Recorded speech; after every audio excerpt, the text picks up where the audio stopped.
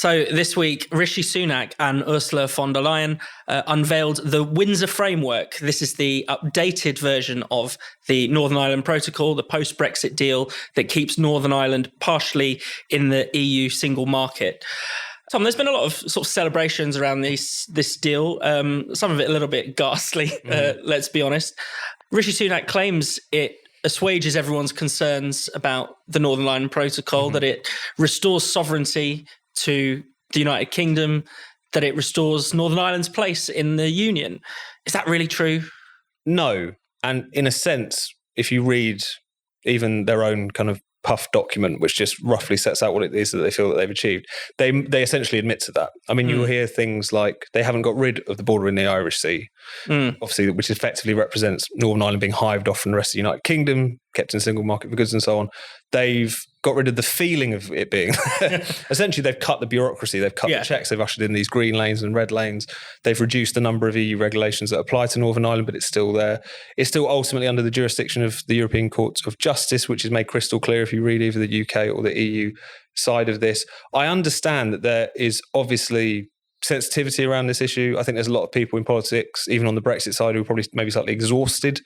There's a palpable sense that even amongst people who might be previously been quite principled Brexiteers, that because of how things have been handled over the course of the past 7 years, because of the mistakes that have been made, particularly on the Northern Ireland question, giving into the EU's interpretation of what needed to happen effectively, that this is the best that we can do.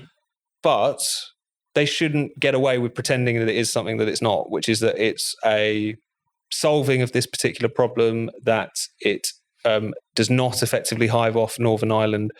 And beneath the spin, that is pretty crystal clear. This is a huge problem from the perspective of sovereignty. And it ushers in effectively a kind of like neo-colonial arrangement where the EU is, Great Britain leaves and then a part of UK territory is almost kept as a consequence of this. It's something which really needs to be taken up. And I think at the very least, people who are supporting this particular deal should be honest about what it is that it represents, because it's not necessarily matching up to a lot of the kind of lofty rhetoric and public emoting, which is brought about amongst a lot of people, particularly in the Tory party at this point. Yeah, Rakib, I mean, that's the issue, isn't it? I mean, it deals with a lot of people's practical concerns, but the actual principles, which are really what matter to a lot of people who support Brexit, are not actually dealt with. No, I think that's a perfectly fair point. But it's also interesting to see that the likes of Brexit hardman Steve Baker really expressing... Self-declared hardman, we should say. I didn't realise, he gave that nickname to himself. Expressing some very strong support for the Windsor Framework. But I still think that the Prime Minister, if he wants to get this Windsor Framework over the line and cultivate broad-based support, especially within Northern Ireland, I think that he still has a lot of work to do. From what I hear, the DUP are not very fond of this new Windsor Framework at all. So, in short, the Prime Minister is obviously very keen to move forwards with this new arrangement. He says that this is a wonderful arrangement for Northern Ireland in that it has privileged access to both the European Union single market and also the rest of the United Kingdom. But then that leaves open the door for Labour to say, well, why don't we have this for the whole of the UK?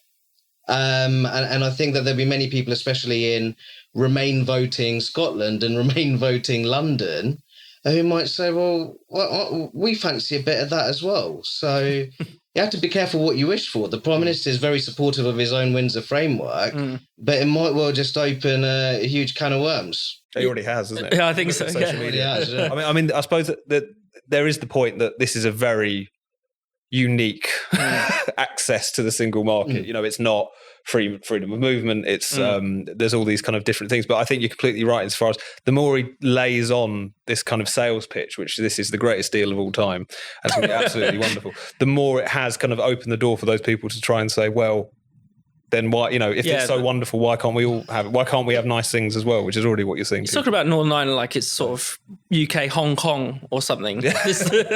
how traders will get their goods into China or whatever.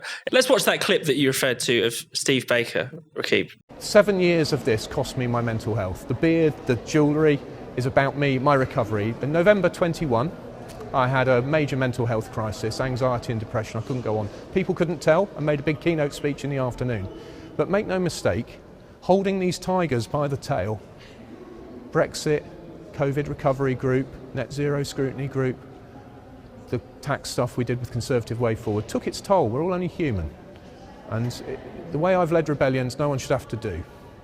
And this is an important moment for me personally.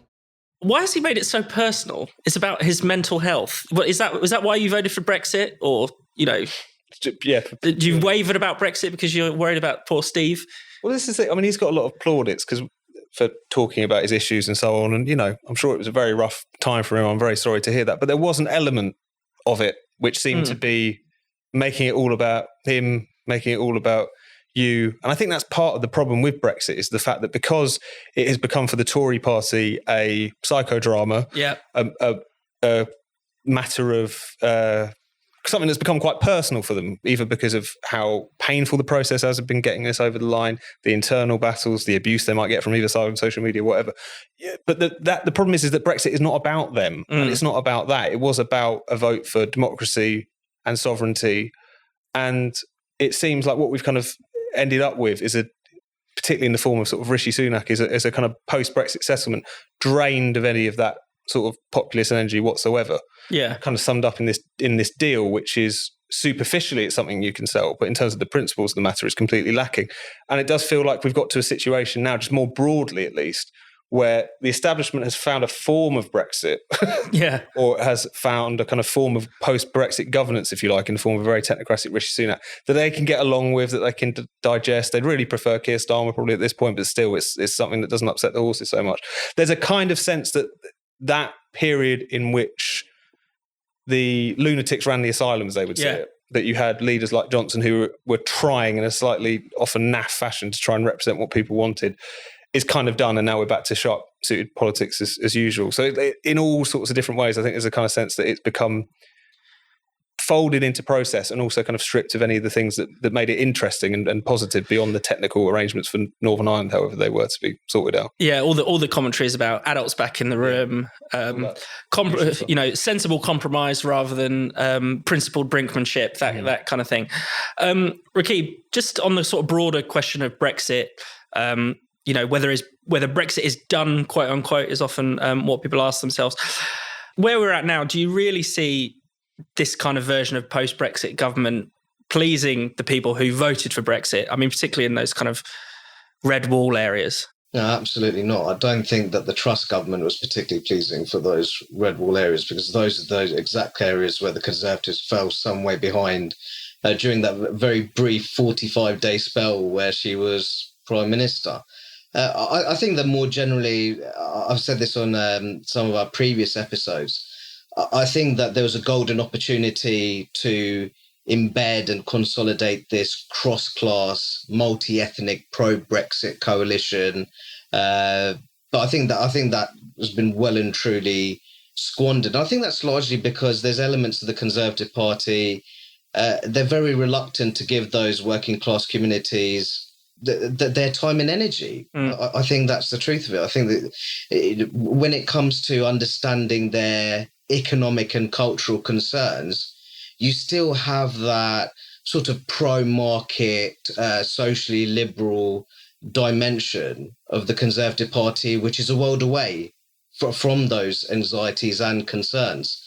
So that working class conservatism, or working class Toryism, you could say, which could have been cultivated in this post-Brexit era. So far, that the project hasn't gone according to plan. And in my view, the project is pretty much dead, because I do think that many of those pro-Brexit communities now, because the Brexit realignment, that's not been embedded really in any way, shape or form. You'll see many of those communities, I feel, traditionally Labour voting, returning back to their natural party in the next general election. Or not voting at all. Yeah. No, I think that could definitely... Or perhaps not voting at all, indeed. That could definitely happen. Not to draw us back onto Northern Ireland stuff, but I think it is worth stressing as well, because there is this sense at the moment that anyone who would take a principled position on what this new deal is and represents, who therefore have deep concerns about what it means for sovereignty and so on. There's this dismissal as they're cranks and purists. Hardliners, headbangers, pick your cliche. Yeah. But I think it is important remembering how significant and how much of an aberration really this setup is. I mean, during that press conference, you had Rishi Sunak saying, and now I can announce that Northern Ireland can have the same medicines as GB, and in that way that he does. And it's it was a remarkable admission, really, of the fact that the UK government and his predecessors, really, but still, had agreed to a situation which no other sovereign nation would surely agree to. And it was also not, as many people would like to present it, as the inevitable consequence of Brexit. That the border would always bedevil the process. It raises questions and issues that need to be overcome, but it was never beyond the wit of man. It was the inevitable consequence of the attempt to frustrate Brexit, particularly from the EU side, where they very explicitly tried to weaponise the border issue as a means to try and bring the UK to heel, to extract concessions, and also a very weak response from the Tory governments, particularly Theresa May's, who effectively accepted the logic of this proposal. You had to settle the border before you settle the trade deal, the backstop being the kind of outgrowth of all of this. And therefore you had a situation where Boris Johnson and David Frost have now kind of admitted, certainly David Frost has, that they had to sign up to a deal that they knew was terrible, but it was the best they could possibly get in any sort of form to get Brexit over the line. So that is worth noting. That being said, it is also worth remembering that this is beyond all of this, we should remember what this vote was all about in the first place. It was about reshaping politics. It was about shaking things up. It was about sovereignty. It was also about democracy. And I think going forward, given it has been sucked into this kind of deadening, often technocratic debate, we should remember where it comes from, how positive that moment was, and how we should try our best to sort of recover it whilst recognising that the pretenders, the people who attempted to kind of harness it and shape it for some time in the form of the Tory party, have failed miserably in that particular quest of theirs.